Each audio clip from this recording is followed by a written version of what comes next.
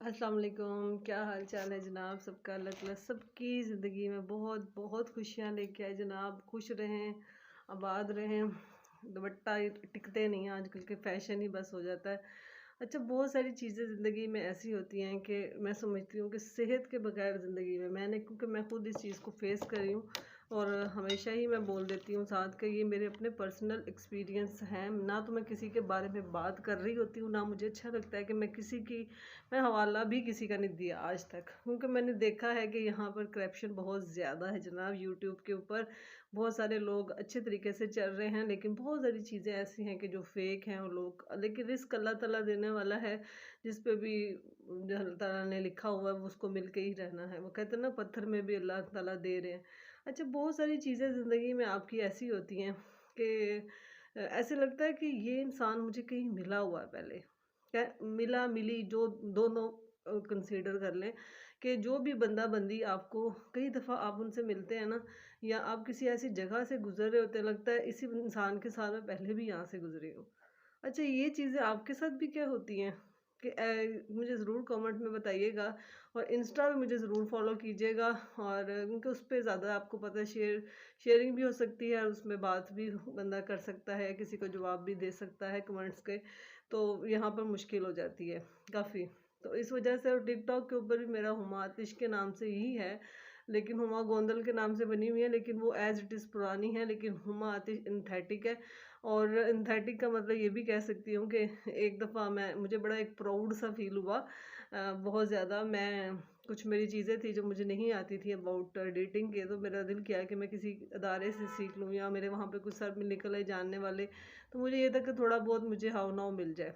पढ़ना पढ़ाई से वही वही बात आ जाती है ना, स्किल इज़ बहुत ज़्यादा ज़रूरी है। सिर्फ़ डिग्रियाँ इकट्ठी करने का कोई फ़ायदा नहीं है। तो वो वहाँ पर बात हो रही थी, तो मैंने सर से कहा कि मुझे एडिटिंग का ये सारा इशू होता है, थोड़ा-सा मुझे सिखा दें। उन्होंने मुझे बता दिया कि ऐसे-ऐसे है, वो सारा कुछ मैंने एज़ इट इज़ करना शुरू कर दिया। अच्छा, ज़िंदगी में हमेशा मुझे ऐसे आपके साथ हो तो मुझे ज़रूर कमेंट कीजिएगा, बताइएगा कि क्या ऐसा होता है कि कोई रास्ता, कोई जगह, कोई ऐसी जगह जहाँ हम बैठे होते हैं और ऐसे एकदम से लगता है, यार इस जगह पे मैं पहले भी बैठी थी। यहाँ पर इस इंसान के साथ था, एक तो बंदा-बंदी कहना पड़ता है कि सर कहीं पे भी मैं बैठी थी। कुछ सीन ऐसा गुज़रा हुआ है मेरी लाइफ़ के अंदर। अच्छा, ये सारी बातें ना, यही जो होते हैं ना तजस्सुस, ये इंसान को आगे लेके जाता है। ये किसी चीज़ को पहचानने का, ढूँढने का, कि क्या ये बात वाक़ई सच है कि ऐसा हुआ था? क्या ये सच है कि ऐसा ज़िंदगी में होता है? अच्छा, ये सारी चीज़ें ज़िंदगी में बहुत इम्पोर्टेंट होती हैं, देर से समझ आती है। अच्छा, मैंने इसको जब रिसर्च करना शुरू किया, तो मुझे ऐसे लगा कि यार ये तो एक नेचुरल फैक्ट है, और इसमें मुस्तनद हदीस है, लेकिन मुझे एग्जैक्ट हदीस नहीं याद आ रही जिस हदीस की वजह से मैंने ये व्लॉग बनाया है। लेकिन वो मुझे बातें, क्योंकि मेरा इतना एक वो याद हिस्स वाली इतनी नहीं तेज़ या स्ट्रोंग रही कि मुझे कुछ चीज़ याद रह जाए, क्योंकि मैंने रात को याद की थी।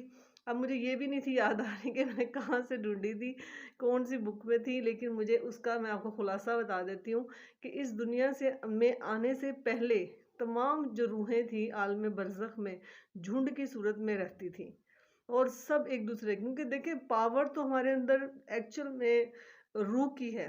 रूह जैसे ही निकलती है, हम इंसान को मैयत कहना शुरू कर देते हैं, डेड बॉडी कहना शुरू कर देते हैं, अपने सगे माँ बाप, अपनी सगी औलाद, हम हर एक को ये कहना शुरू कर देते हैं कि लो जी अब डेड बॉडी उठाओ, मैयत का टाइम हो गया, मतलब फ़ौरन से नाम बदल जाते हैं।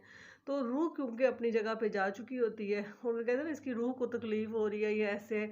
ये चीज़ें थोड़ी बहुत, ये बात मुस्तनद हदीस थी कि आलम बरज़ख में तमाम रूहें इकट्ठी रहती हैं और ज़मीन पर कहीं न कहीं मिलती हैं एक-दूसरे के साथ। ये जब मिलती हैं तो इनको खुद एहसास होता है कि हम इकट्ठे रहते थे, हम यहाँ पे भी गुज़रे थे, हम यहाँ, कहने का यहाँ मकसद सिर्फ़ हदीस को कोट करने का था। मुझे याद अब नहीं हुई है, वो बिल्कुल भूल गई, लेकिन मैंने फिर भी कहा यार ब्लॉगिंग संडे रह जाता है, फिर देर रात को ना थोड़ा टाइम वो अजीब सा गिटमिट हुआ होता दिमाग। तो इस वजह से मैंने ये सोच रही थी कि मैं क्या चीज़ इसके अंदर से मेरी निकली, जो मुझे समझ आई वो यही थी। हदीस के थ्रू सारी बात समझ आ गई कि ये सारी जो रूहें होती हैं, एक्चुअल में बॉडी के अंदर जो रूह होती है, कमाल तो उसी का ही होता है ना सारा। तो वो निकलती जाती है, तो इसलिए वो फिर इंसान उसको मैयत करने लग जाता है, रूह आपकी प्रवास कर जाती है। और ये जो फ़ील होता है ना कि हमने किसी को देखा है या हम यहाँ बैठे थे, यहाँ से गुज़रे थे, ये दैट्स ट्रू है। क्योंकि ये सब कुछ हमारी रूहें एक-दूसरे के साथ फ़ेस कर चुकी हुई हैं, देख चुकी हुई हैं एक-दूसरे को। और मुझे ये बात बहुत ज़्यादा अट्रैक्ट भी करती है इस बारे में कि एक और थी हदीस के, जब वो ये भी मुझे सही से याद नहीं, इसलिए हदीस बताते हुए डर लग रहा है, लगता है कि ऐसे कोई इधर उधर की बात ना हो जाए। आपको भी पता है कि हदीस ऐसी चीज़ है, लेकिन हदीस में यही था, उसका खुलासा मैं आपको बता देती हूँ। वो उसका खुलासा यही था कि जब हम मतलब एक दूसरे के साथ बैठे होते हैं ना, तो एक दूसरे का जो अंदर से हमारी एक फीलिंग्स होती है ना, हम पहचान चुके होते हैं, लेकिन एक दूसरे को तकलीफ मत दें। एक दूसरे की मतलब वो कहते हैं ना, अल्लाह ताला ने कहा था कि तू दुनिया में मेरे बंदों के राज को फ़िशा मत करना, मैं क़यामत वाले दिन तुम्हारे राज फ़िशा नहीं करूँगा सबके सामने। तो मुझे ये बताएँगे इससे बड़ी और क्या बात हो सकती है कि एक बंदा बहुत इज़्ज़त ले रहा है, लाइक सपोज़ लाइक एक मिसाल दे रही हूँ, आमिर खान है, सलमान खान है, इस टाइप के लोग बहुत ज़्यादा मतलब 17-17, 18-18 करोड़ कमा रहे हैं, और हम उनसे सड़ के कहें कि हमसे तो यही चंगे ने जेड़े चिट्टे अनपढ़ ने और पढ़े हैं। आपको क्या पता कितनी स्ट्रगल होती है, क्योंकि थोड़ी बहुत तो मैंने भी इन चीज़ों को गौर किया, तो मैंने पढ़ा यार फिटनेस होना, अपनी स्किन का ख्याल रखना, अपनी केयर करना, इस मतलब इतनी टफ लाइफ है कि आपकी सोच से भी ज़्यादा है। हम तो जैसे अभी मैं तो थोड़ा-सा हल्का-फुल्का से मेरा थोड़ा फेम है, तो मुझे लोग पहचान के इतना तंग करते हैं। तो आप जो लोग बहुत ज़्यादा फेम में होंगे, तो वो कैसे मूव करते होंगे? बहुत मुश्किल हो जाता है हर चीज़ के लिए मैनेज करना। लेकिन यहाँ पर मुझे एक वर्ड मिला, सोलमेट। मुझे बड़ा एक अच्छा लगा। उसमें जो मैंने एक चीज़ रखी ना मेरे ज़हन में, सोलमेट का मतलब एक्चुअल में यही था कि ये रूहें आपस में पहले मिल चुकी हैं। ये तमाम जो रूहें हैं, ये आलम बरज़ख में इकट्ठी रहती थी, और ये एक-दूसरे से मिल चुकी हैं एक-दूसरे से। तो यहाँ पर मुझे एक लफ्ज़ बहुत अच्छा लगा कि सोलमेट, इसको कहते हैं सोलमेट जनाब, कि एक दूसरे से पहले से ऑलरेडी जहाँ पे इकट्ठी रहती थी, ये वहाँ से ही निकाली गई थी और वहीं पे वापस चली जाती हैं। एक्चुअल में ये सारा सर्कल था। और मुझे सबसे ज़्यादा जिस चीज़ के ऊपर हुआ कि देखो, कोई भी इंसान है ना ज़िंदगी में, हमारा होता था एक मोहब्बत हुई, दैट अल्लाह को हाज़िर-नाज़िर जान के, अब बात इस मोहब्बत पे आ ही जाती है तो साफ बोल देते हैं। कोई इंसान के मरने से ना तो दुनिया रुकती है, ना मैं कहती हूँ सगे माँ-बाप भी चले जाते हैं ना, तो दुनिया नहीं रुकती। ज़िंदगी चल रही होती है इतनी, और इतनी फ़ास्ट चल रही है कि मुझे ऐसा लगता है कि संडे से 1 दिन बाद ही आ जाता है। अभी संडे आया था, साथ ही संडे आ गया, फिर संडे। मतलब कहने का ये है कि ज़िंदगी बहुत फ़ास्ट चल रही है, हर चीज़ बहुत फ़ास्ट है। लेकिन इसमें सबसे ज़्यादा जो चीज़ एक अट्रैक्ट करती है ना, वो यही अट्रैक्ट करती है कि ज़िंदगी के अंदर हम जो एक लाइफ़ गुज़ार रहे हैं ना, ये इतनी तेज़ और फ़ास्ट है कि एक-दूसरे का साथ देना मत भूला करें, एक-दूसरे की पर्दापोशी किया करें। अगर आपको किसी से प्यार है, सुना था ना, प्यार एक दफ़ा ही होता है जी, फर्स्ट साइट, फर्स्ट लव, उसके बाद मोहब्बत नहीं होती। अच्छा, मैं इस चीज़ को सोच रही थी कि अगर मैं अपने दौर में जाऊँ ना, अगर इसको हम बहुत सिंथेटिक किस्म का मटेरियलिस्टिक तरीके से मैं अगर बात करूँ, तो अगर हम बहुत दूर जाए ना, तो मोहब्बत जो होती थी ना 5 या 6 साल तक रहती है। उसके बाद फिर कोई नया बंदा-बंदी आ जाए तो इंसान सेटल्ड हो जाता है। उसके बाद फिर अगर मेरे दौर तक आ जाए, तो हम भी ऐसे ही थे, हमें याद भी नहीं कि क्या था, क्या नहीं है। हकीकत है, कुछ याद नहीं लाइफ़ का, ऐसा कोई सीन पार्ट याद नहीं है।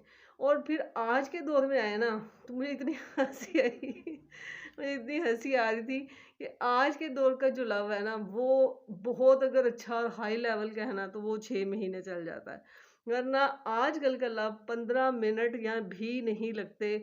लड़का-लड़की ने नया नाम रख लिया हुआ ब्रेकडाउन, ब्रेकअप सॉरी, ब्रेकअप हो गया जी साडा। कोई लड़ाई झगड़े हो गए हैं, अब आपस में हम एक-दूसरे से बिल्कुल मोहब्बत नहीं करते। उसके बाद लड़का अपने रास्ते चल जाता है, लड़की अपने रास्ते चली जाती है, और मोबाइल आपके हाथ में है, एक नई सहेली ढूँढ लेते हैं और नई ढूँढ लेते हैं। और यहाँ पे सबसे ज़्यादा ज़रूरी जो बात मैं कहना चाह रही थी इस चीज़ के बारे में, कि एक-दूसरे को सीढ़ी बनाना छोड़ दें, कि ये ना हो कि वो सीढ़ी खींचे और आप मुँह के बल नीचे गिरें। हमेशा याद रखिएगा कि जिस शख्स को आप अपने राज दे देते हैं, अपने वीक पॉइंट्स दे देते हैं, उसने आपको ज़िंदगी में कहीं ना कहीं डसना ज़रूर है। जब भी उसको आपकी, वो कहते हैं ना कि जब औरत को तलाक हुई होती है या औरत के कोई ऐसी कोई गुजर रही होती है तकलीफ, तो कभी भी मर्द का सहारा लेकर उसके कंधे पे नहीं रोना चाहिए।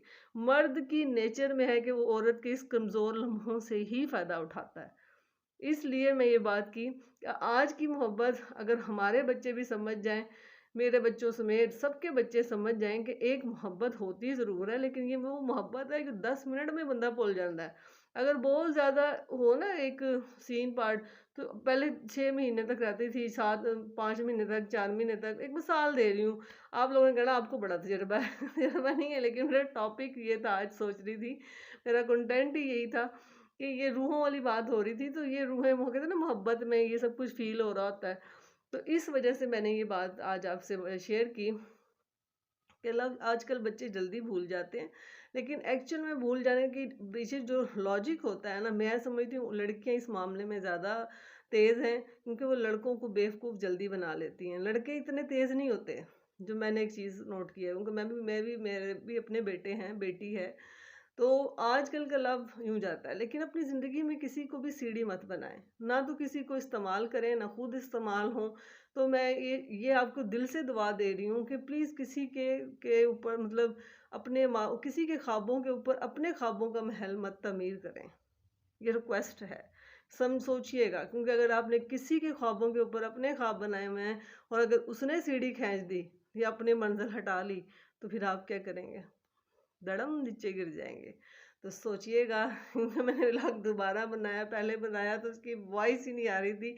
और जितना हो सकता है जनाब मुझे सब्सक्राइब कीजिएगा और बहुत सारा इस व्लॉग को प्यार दीजिएगा। बस यही समझ लें कि मैं उतनी अल्लाह के किस इशारे पे मैं भी अब इस चीज़ पे खड़ी हूँ कि या अल्लाह ये किसी तरीके से अचीव हो जाए मेरा टारगेट। लेकिन क्योंकि मैंने आपको पहले भी कहा कि मैंने अपनी बेस के ऊपर ही सारी एक जंग बनाई हुई है कि मैं इंशाल्लाह ताला मैं उस जगह पे पहुंचूंगी। इस दुनिया से जाने से पहले पहले मैं उस अल्लाह ताला का घर देखूं, अपने बच्चों की खुशियां देख सकूं और अपने इन फ़राइज़ से भी अदा कर सकूं। तो बहुत सारा इस ब्लॉग को प्यार दीजिएगा, कमेंट कीजिएगा, शेयर कीजिएगा और जितना हो सकता है अपने दोस्तों में शेयर करें, इसको सब्सक्राइब कीजिएगा। ओके, टेक केयर, अल्लाह हाफिज़।